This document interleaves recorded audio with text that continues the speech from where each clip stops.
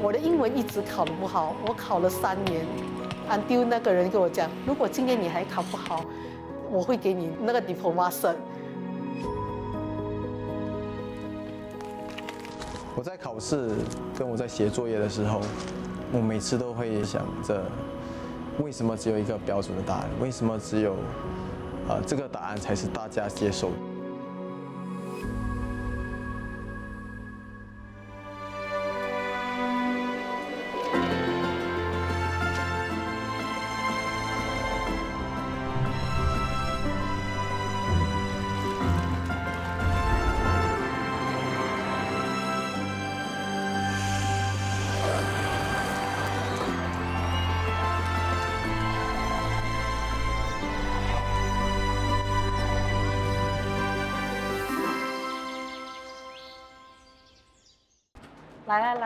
来看一下你的新家。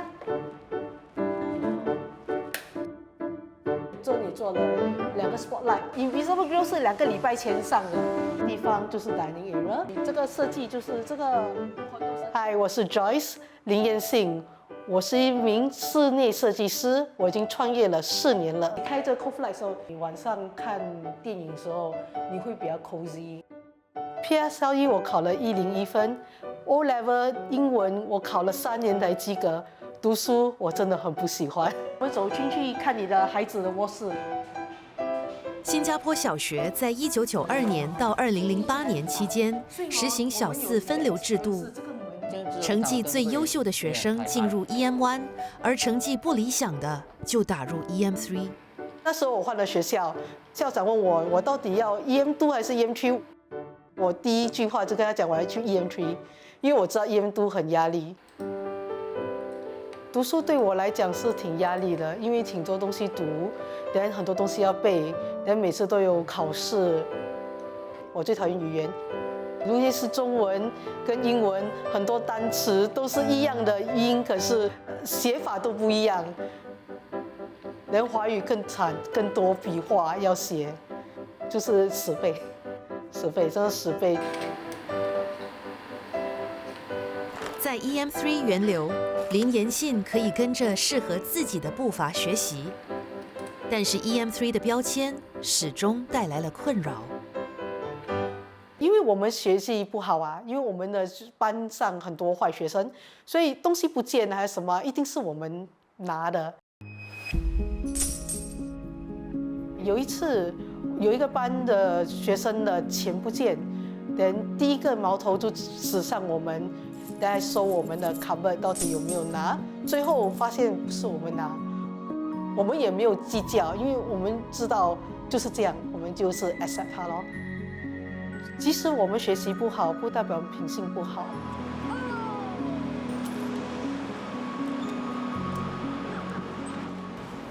Okay, what are the 3 safety rules?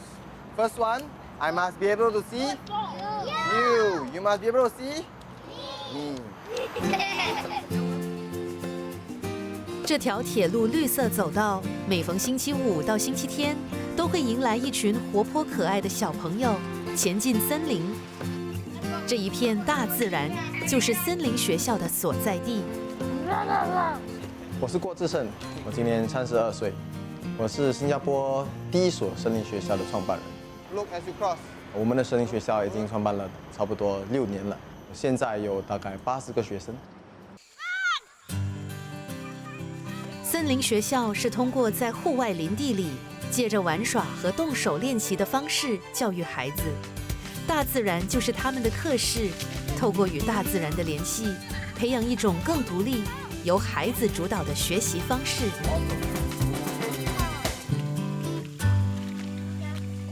我毕业校业的成绩是28，多差2分就到 SAP School 的成绩了。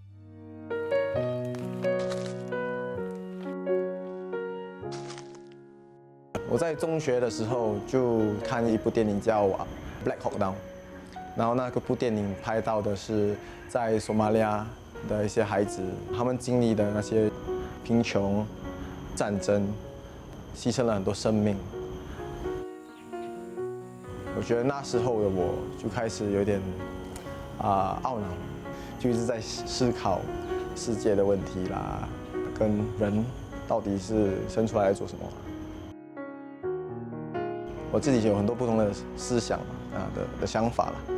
很多时候我的答案呢，就跟学校或者考试要的答案不同。然后老师们就会跟我说不要这么老实，就学就跟着那个model 了就好了，不用去想太多。那时候年轻嘛，17、18岁就比较叛逆了，比较想写自己的想法、自己的答案。A 水准的考试的时候就没有过关了，我很生气，因为我气我们新加坡的教育的那个 system 为什么这么的约束。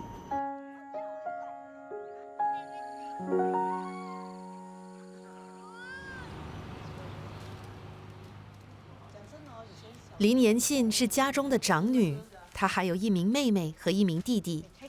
妈妈为了帮她把书读好，曾经伤透脑筋，每天都花时间陪她温习功课，也送她到补习中心。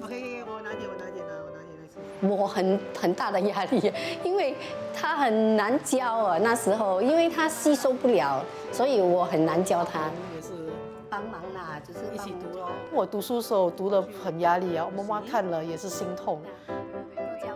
她觉得到我弟弟妹妹给他一个普通学校读会比较好，他们会比较开心。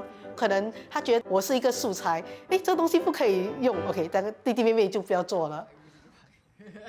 林延信升上中学念的是5年制的普通公益源流，妹妹和弟弟小六会考都考到不错的成绩，成功进入4年制的快捷班。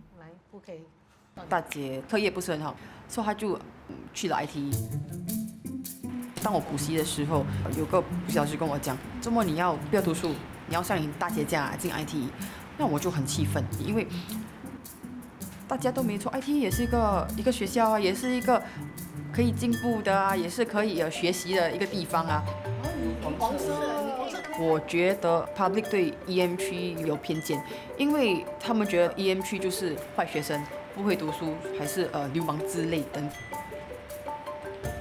不要太快判断还是批评一些人，因为他的潜能你未知。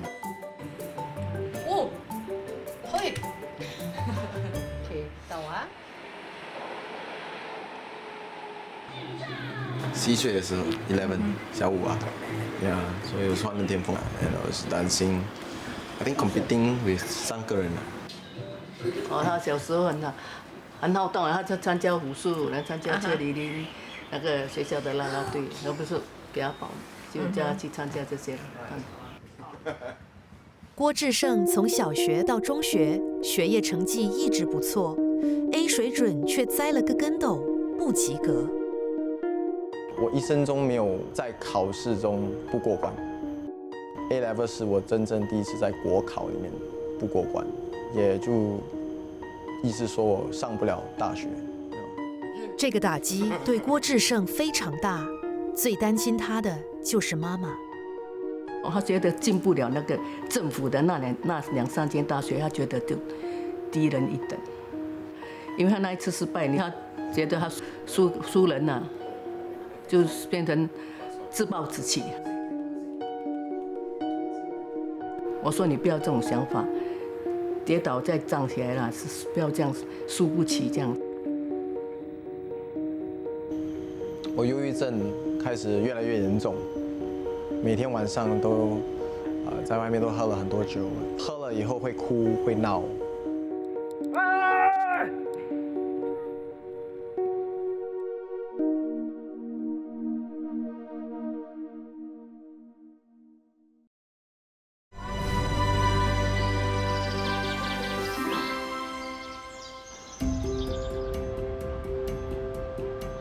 小学时期因为不喜欢读书而被编入 EM3 源流，林延信也经常怀疑自己的能力，直到上了中学，碰到了一名贵人。这是我中学，这是我人生的转捩点。我中4的时候来了一个新的校长，他是跟我们讲，我们不是没有希望，可是我们没有找到我们的方向。当他跟我讲了这句话的时候，我们觉得我们应该找回我们正确的方向，发愤图强。所以从那天起，让我们全部 Normal Technical 的人发愤图强。我们的成绩竟然比 Normal Academic 还好。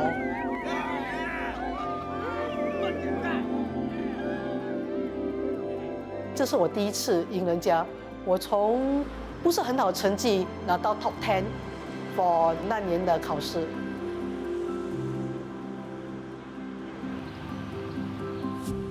来吃饭，吃饭。当年，就连林延信的妈妈也没想到大女儿能念上大学。哦，当他拿到大学文凭的时候，我真的很激动，我真的很激动，因为我真的没有想到他会真的读到大学。拿给你一点就好。我觉得这个是全部是他自己本身的努力啊，哦，我也感到很欣慰啦。他从小就很独立的，他自己会照顾自己，还可以照顾弟弟妹妹，只是成绩不好而已，其他的方面他都很好。101，我拿到101分数。我妈妈最得意的是我读完我的大学。我读完大学是差不多30多岁了。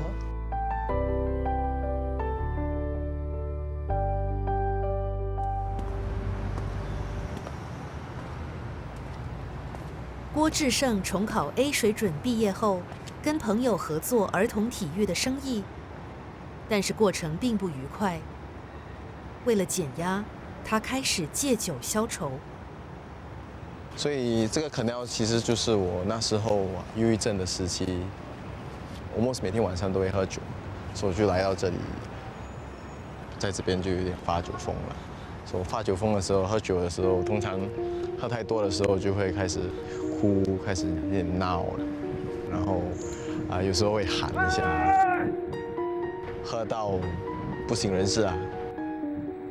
在这里混过了差不多3个月了，那时候的那个酒瘾跟那个忧郁，很气馁，会觉得自己没用，会觉得世界放弃了我，身边的人放弃了我。我最担心会害怕，不懂他又会怎么样的害怕。有一个晚上，我就回到家的时候，喝着醉的，我就进去妈妈房间，就跟她哭啊，跟她闹，讲我自己没有用，这个儿子没有用。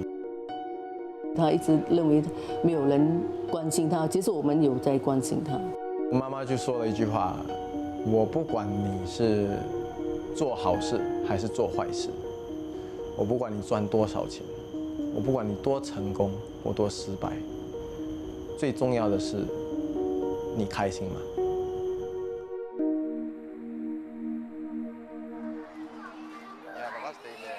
当时还处于心灰意冷状态的郭志胜，尝试走出忧郁症。他第一次接触了儿童教育工作，碰到了一位小男生，负责教导他学电脑。但是郭志胜却从男生身上学到了更多。所以这个小男生是个特殊的学生，然后他学习过程非常慢，他学用一个 mouse 都要学20分钟。那时候我也没有太认真的在教他，我只是尽力了。And what is that? Marshmallow. 我说过了第3天的时候，那个课程要 end 的时候，一个小男生跟我说了一句话，他说 "I love you"。这句话对我来说影响我很多。Me for me. 郭志胜开始意识到，他可以从教育下一代来实现理想价值观。于是他开始探索有别于传统教学的方式。那时候是跟我的一个日本的朋友，跟他孩子就在我们新加坡的森林去 hiking 了，然后就走着走着，他的孩子就掉进一个坑里面，然后我看他母亲就站在就站在那上面的时候，就看着他孩子，看着周围的环境，就点了点头，就退了，就走了。然后我就看到哇，我们新加坡的家长通常都会去帮忙，孩子后来就靠自己的努力就爬出来了啦。后来我就问我的日本朋友，他也是跟我解释，因为孩子可以做得到，你要学着放手。我从那时候就开始哇，这个森林学校的概念很有兴趣。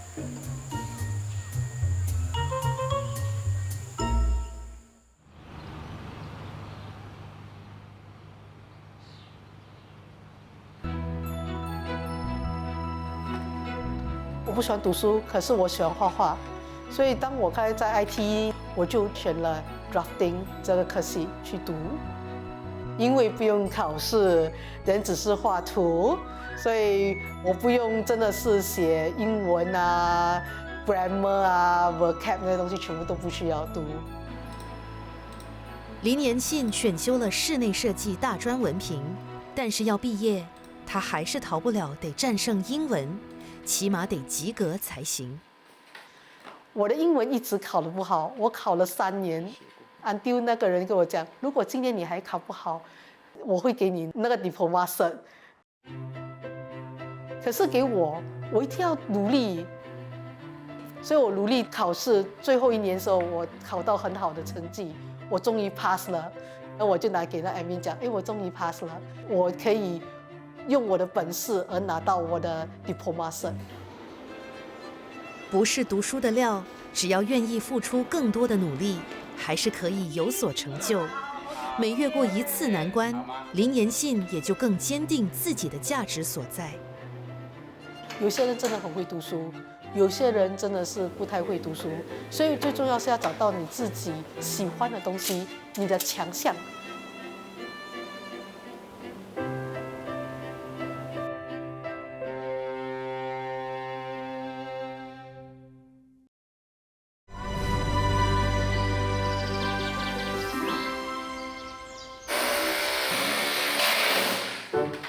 林延信创立室内装修公司4年，帮助了70多名顾客。brother， 因为从小念书吃过亏，所以林延信待人处事特别谦虚，永远都是以诚相对，让人感到亲切。爱手机啊，可以。来，喝水。我没有那种高高在上的老板的那种架势，我比较接地气。但他们有时会肯帮我赶那个工出来，可是他们就会一直埋怨一点东西。等埋怨的时候，我就会跟他讲，我下一场工，我请你吃饭，还是我请你喝水。Thank you。创业这条路不是很简单的，是很多波折的。尤其是一个女孩子在这个行业里面，全部都是男孩子。我在我以前公司学到的就是毅力，还有不要放弃。读书也是啊，我考了3次 O level，that's why 我有现在的成绩。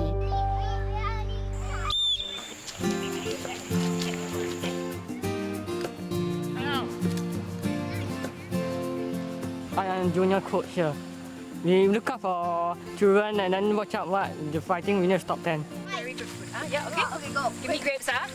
凯旭是我们的到现在差不多6年的一个学生，然后他也是有一些特殊的状况啦。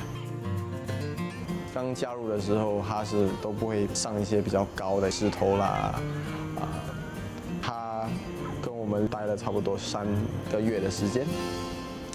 有一次，他就决定爬上一个石头，那个情景对我们来说是非常宝贵的。The kids that know you, or the coaches that know you, all these. 他现在不只是可以爬，他想要做领导嘛。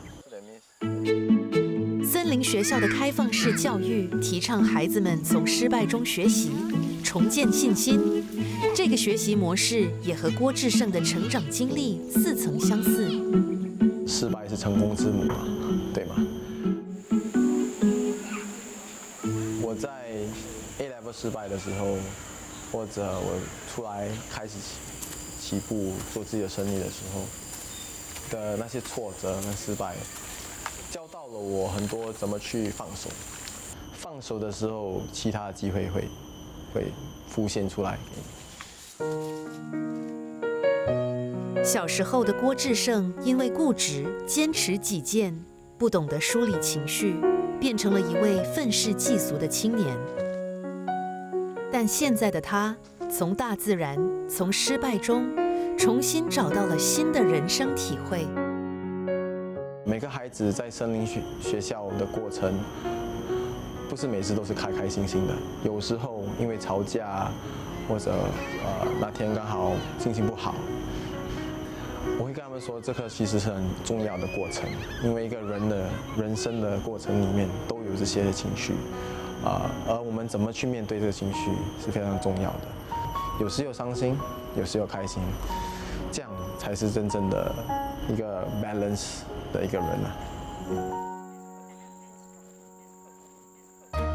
Okay, today we are talking about chattel marketing. 为了扩展业务，林延信也加入了商联会，拓展人脉。他不时得做路演，介绍自己的行业，又或者帮助会员精进。Our goal for this term is to generate more income for our ladies. 他真的是很有想法的一位设计师，全部都要黑色还是能够想到的东西他都会想到。我挺喜欢他的设计风格，就是比较简约。PSLE 考试也只是我们生活的一个考验，那生活还有很多很多的考验。我觉得我看着他，我不会觉得他是一个101分。我安排，是Are you sure你要安排？等一下安排完了就是变成 arbitrary。PSLE 考了101分，对我有没有影响？我可以跟你讲是没有的，因为我也是读完大学，可是路程比其他人读的比较久，也是考到一个文凭，也是在外面也是找到一份工作来做。